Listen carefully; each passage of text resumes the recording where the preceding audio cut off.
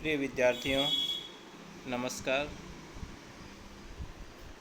पिछली क्लास में अपन ने इलेक्ट्रोमैग्नेटिक वेव थ्योरी के बारे में चर्चा की थी और इलेक्ट्रोमैग्नेटिक वेव थ्योरी के अनुसार किसी भी सोर्स से जो एनर्जी का एमिशन होता है वो कंटिन्यूअस फॉर्म में होता है और वेव की नेचर में होता है। और कल की क्लास में अपन ने वेव के कुछ इम्पोर्टेंट करैक्टर के बारे में चर्चा की थी, जैसे wavelength, wave number, frequency, velocity, amplitude etcetera. साथ ही अपन ने ये जाना था कि जो फ्रीक्वेंसी होती है वो वेव नंबर के इन्वर्सली प्रोपोर्शनल होती है। आज हम इलेक्ट्रोमैग्नेटिक स्पेक्ट्रम के बारे में चर्चा करेंगे। यहाँ स्पेक्ट्रम का जो शाब्दिक अर्थ है वो रेंज है, यानी इलेक्ट्रोमैग्नेटिक रेडिएशंस की एक रेंज।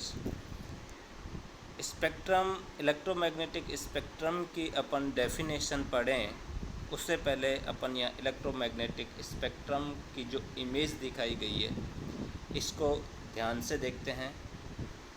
इस इमेज में इस वाले कॉर्नर पर जो इलेक्ट्रोमैग्नेटिक रेडिएशंस हैं इनकी वेवलेंथ कम है और दूसरा वाला जो छोर है यहाँ पर जो इलेक्ट्रोमैग्नेटिक रेडिएशन की जो वेवलेंथ है वो ज़्यादा है। या यूँ कहूँ कि फर्स्ट वाला जो छोर है इसमें हाई फ्रीक्वेंसी की इलेक्ट्रोमैग्नेटिक रेडिएशंस हैं और फिर इन इलेक्ट्रोमैग्नेटिक रेडिएशंस की फ्रीक्वेंसी कंटिन्यूसली डिक्रीज होती जा रही है और लास्ट के छोर पर जहाँ रेडियो वेव लिखा हुआ है इनकी फ्रीक्वेंसी सबसे कम है। इलेक्ट्रोमैग्नेटिक स्पेक्ट्रम को यदि अपन डिफ़ाइन करें तो यूँ कह सकते हैं कि इलेक्ट्रोमैग्नेटिक रेडिएशंस को उनकी वेवलेंथ के अनुसार अरेंज कर देना। वेवलेंथ के अनुसार का मतलब है कि the arrangement of the electromagnetic radiations in order to decreasing frequency और इंक्रीजिंग वेवलेंथ। यदि हमने इलेक्ट्रोमैग्नेटिक रेडिएशंस को उनकी फ्रीक्वेंसी के घटते क्रम में या कहूँ वेवलेंथ के बढ़ते क्रम में व्यवस्थित कर दिया तो उसको अपन इलेक्ट्रोमैग्नेटिक स्पेक्ट्रम कहेंगे। यहाँ इलेक्ट्रोमैग्नेटिक स्पेक्ट्रम की डेफिनेशन भी दिखाई गई है कि the electromagnetic spectrum is the range of all type of electromagnetic radiations. या यूँ कहूँ कि arrangement of electromagnetic radiations according to decreasing energy और इंक्रीजिंग वेवलेंथ। यहाँ जो वर्ड यूज किया गया energy, energy is directly proportional to the frequency. The frequency ज़्यादा होगी तो एनर्जी भी ज़्यादा होगी और फ्रीक्वेंसी कम होगी तो एनर्जी भी कम होगी। ये इस इमेज के अंदर कंप्लीट इलेक्ट्रोमैग्नेटिक स्पेक्ट्रम है। स्पेक्ट्रम का जो मीनिंग अपने देखा वो एक रेंज है।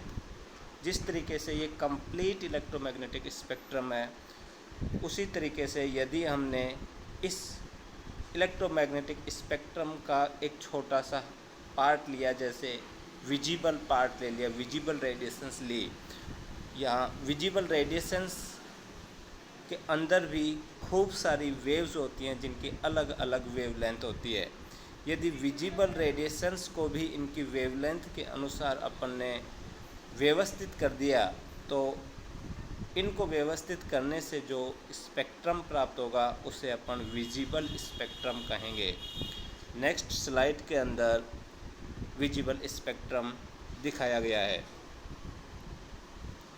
विजिबल स्पेक्ट्रम को यदि अपन देखें तो इस लेफ़्ट वाले कॉर्नर में जो वेवलेंथ है वो 400 नैनोमीटर है और दूसरे वाले कॉर्नर में जो वेवलेंथ है वो 800 नैनोमीटर है। अर्थात ये विजिबल रीजन की जो रेडिएशंस हैं इनकी वेवलेंथ कंटिन्यूसली इंक्रीज हो रही है 400 नैनोमीटर से 800 नैनोमीटर तक। तो ये भी एक स्पेक्ट्रम है। चूँकि ये स्पेक्ट्रम को अपन आँखों से देख सकते हैं, इसमें अलग अलग कलर अपन को दिखते हैं, ये विजिबल होता है, इसलिए इसको विजिबल स्पेक्ट्रम कह दिया गया। जिन वेवलेंथ कम है 400 नैनोमीटर है उनकी फ्रीक्वेंसी ज़्यादा है, यहाँ आप देख सकते हो फ्रीक्वेंसी ज़्यादा है, और जिसकी वेवलेंथ अधिक है उसकी फ्रीक्वेंसी कम है, लोअर फ्रीक्वेंसी है। विजिबल स्पेक्ट्रम यदि अपन को प्राप्त करना है तो अपन एक एक्सपेरिमेंट कर सकते हैं। यदि विजिबल लाइट को, यहाँ देखो यहाँ लिखा हुआ है वाइट लाइट का मतलब है ऑर्डिनरी लाइट जिसका अपन को कलर दिखाई नहीं देता। इस विजिबल रेंज की जो रेडिएशंस हैं इनको अपन यदि प्रिज्म में से पास करें तो प्रिज्म में से पास करने पर ये अलग अलग जो 7 कलर है विजिबल रीजन के वो अपन को दिखाई देते हैं। ये क्यों दिखाई देते हैं कि यहाँ जो विजिबल लाइट इस जगह देखें तो यहाँ मीडियम की डेंसिटी अलग है और यहाँ जो प्रिज्म है इस प्रिज्म की के जो मीडियम है इसकी डेंसिटी अलग है। जब रेडिएशंस अपना मीडियम चेंज करती हैं, यानी कम डेंसिटी वाले मीडियम से अधिक डेंसिटी वाले मीडियम में प्रवेश करती हैं, तो इनमें डिफ्रैक्शन या रिफ्रैक्शन दोनों फिनोमिना देखने को मिलते हैं। रिफ्रैक्शन मतलब बेंडिंग ऑफ माइग्रेटिंग डायरेक्शन, अर्थात जो कम डेंसिटी का जो मीडियम है इसमें जो माइग्रेटिंग डायरेक्शन है वो यूँ है, और जैसे ही ये विजिबल लाइट अधिक डेंसिटी वाले मीडियम अर्थात प्रिज्म में प्रवेश करती है तो इसकी जो माइग्रेटिंग डायरेक्शन है वो थोड़ी बेंड हो जाती है या कहूँ चेंज हो जाती है, और चेंज होने के पश्चात पुनः एक बार दोबारा रिफ्रैक्शन अपन को देखने को मिलता है और ये वापस बेंडिंग हो जाती है। जैसे बेंडिंग होती है अपन को अलग अलग वेवलेंथ की रेडिएशंस देखने को मिलती है। जो रिफ्रैक्शन है सबसे ज़्यादा रिफ्रैक्शन उस रेडिएशन का होता है जिसकी फ्रीक्वेंसी सबसे ज़्यादा होती है, या यूँ कहूँ जिसकी वेवलेंथ सबसे ज़्यादा होगी उसमें रिफ्रैक्शन सबसे कम होगा। और यहाँ अपन देख रहे हैं कि जो रेड कलर है ये सबसे ऊपर अपन को दिखाई दे रहा है, इसके अंदर रिफ्रैक्शन सबसे कम हुआ क्योंकि इसकी वेवलेंथ सबसे ज़्यादा है। और सबसे ज़्यादा जो रिफ्रैक्शन हुआ वो रिफ्रैक्शन वॉयलेट कलर की रेडिएशंस में हुआ क्योंकि इनकी जो फ्रीक्वेंसी है वो ज़्यादा है, या कहूँ इनकी जो वेवलेंथ है वो कम है। तो ये कह सकते हैं कि जो रिफ्रैक्शन होता है वो डायरेक्टली प्रोपोर्शनल होता है फ्रीक्वेंसी के। फ्रीक्वेंसी ज़्यादा होगी रिफ्रैक्शन ज़्यादा देखने को मिलेगा। विजिबल स्पेक्ट्रम यदि अपन प्रकृति में देखना चाहें तो सबसे अच्छा उदाहरण जो है विजिबल स्पेक्ट्रम का नेचर में वो है इंद्रधनुष। बरसात के सीज़न में अपन ने काफ़ी सारे इंद्रधनुष देखे होंगे और यहाँ इमेज के अंदर अपन ये इंद्रधनुष दिखाया गया, ये रेनबो। इंद्रधनुष भी विजिबल स्पेक्ट्रम का एक बहुत अच्छा उदाहरण है। इस इंद्रधनुष को आप ध्यान से देखो कि सबसे बाहर की साइड जो कलर दिख रहा है वो रेड कलर है, ये वाला रेड कलर है सबसे ऊपर ये, और रेड के बाद में ऑरेंज है, और ऑरेंज के बाद येलो कलर है, येलो कलर के बाद हल्का ग्रीन कलर दिखाई दे रहा है, और ग्रीन के बाद ब्लू, फिर इंडिगो, और सबसे लास्ट में ये देखो आप वॉयलेट कलर, ये वॉयलेट कलर दिखाई दे रहा है सबसे लास्ट में। तो यहाँ पर जो बेंडिंग हुई है वो बेंडिंग भी फ्रीक्वेंसी के अनुसार हुई है, जिसकी फ्रीक्वेंसी जितनी ज़्यादा बेंडिंग भी उतनी ही ज़्यादा। अब ये इंद्रधनुष बनता कैसे है इसको यहाँ कॉर्नर में समझाया गया है। इधर से सनलाइट, सूर्य से रेडिएशंस आ रही हैं, और ये सर्किल जो है ये ड्रॉपलेट है वाटर की ड्रॉपलेट है। चूँकि यहाँ तो एयर है और ये ड्रॉपलेट ये वाटर है, इस वाटर की जो डेंसिटी है वो अलग है और एयर की डेंसिटी अलग है। तो एयर से जब सनलाइट इस ड्रॉपलेट में एंटर होगी तो सनलाइट का मीडियम चेंज हो गया, और मीडियम चेंज होते ही यहाँ पर रिफ्रैक्शन होगा, और रिफ्रैक्शन फर्स्ट वाले बाउंड्री पर रिफ्रैक्शन हुआ, और सेकेंडरी बाउंड्री के ऊपर जैसे ये रेस टकराएंगी तो कंप्लीट रिफ्लेक्शन होगा। रिफ्लेक्शन होता है बाउंस बैक, पीछे की तरफ पुनः रेडिएशंस का आ जाना, रिफ्लेक्शन होता है। तो ये फर्स्ट रिफ्लेक्शन हुआ, ये रिफ्लेक्शन हुआ, और ये रिफ्लेक्शन के बाद पुनः रिफ्रैक्शन हुआ। तो ये जो अपन को इंद्रधनुष प्राप्त होता है ये भी सूर्य की जो किरणें हैं उनके रिफ्लेक्शन, रिफ्रैक्शन और डिफ्रैक्शन तीनों का ही परिणाम है। और इसमें जो कलर अपन को प्राप्त होते हैं वो भी 7 कलर प्राप्त होते हैं, और वेवलेंथ के अनुसार ही प्राप्त होते हैं। जिसकी सबसे ज़्यादा वेवलेंथ होती है उसमें रिफ्रैक्शन कम होता है। नेक्स्ट स्लाइड के अंदर अपन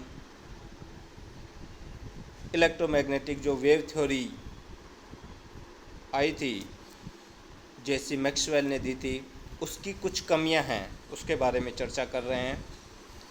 जैसी मैक्सवेल की जो इलेक्ट्रोमैग्नेटिक वेव थ्योरी थी, उन्होंने ये माना था कि किसी भी सोर्स से जो एनर्जी का एमिशन होता है वो कंटिन्यूस होता है और वेव की फॉर्म में होता है। लेकिन कुछ घटनाएं ऐसी होती हैं कि वो इलेक्ट्रोमैग्नेटिक वेव थ्योरी उनको एक्सप्लेन नहीं कर सकती। यदि वो मानती है कि एनर्जी का एमिशन कंटिन्यूस फॉर्म में और वेव के रूप में होता है, तो कुछ इफ़ेक्ट यहाँ दिखाए गए हैं। जैसे पहला जो फिनोमिना है वो ब्लैक बॉडी फिनोमिना है। ब्लैक बॉडी जो रेडिएशंस का फिनोमिना है उसको एक्सप्लेन करने में, उसकी व्याख्या करने में इलेक्ट्रोमैग्नेटिक वेव थ्योरी पूर्णतया फेल हुई। दूसरा जो फिनोमिना है वो फोटो इलेक्ट्रिक इफ़ेक्ट है। फोटो इलेक्ट्रिक इफ़ेक्ट को भी इलेक्ट्रोमैग्नेटिक वेव थ्योरी समझाने में सफल नहीं रही।